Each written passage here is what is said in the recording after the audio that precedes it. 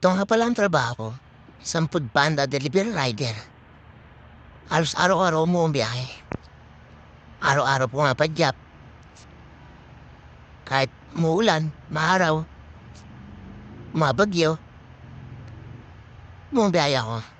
Kasi kailangan natin yan eh. Kailangan natin kumita sa araw-araw. Para may mauwing pera at may pangkain sa pamilya. Oo, nakakapagod talaga mag-delivery rider.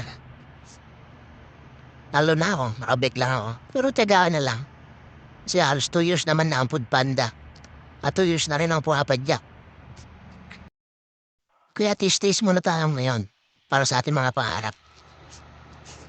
Okay naman maging foodpanda delivery rider.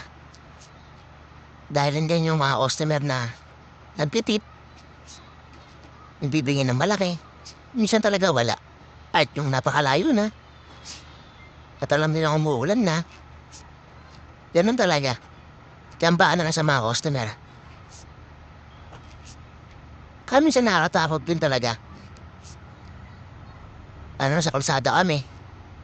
Nakasabay namin yung mga malalaking sasakyan, ulo ng mga truck, bus.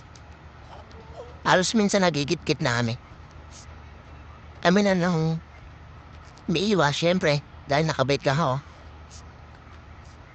Para hindi na rin mahagip at mapawi tayo na maayos.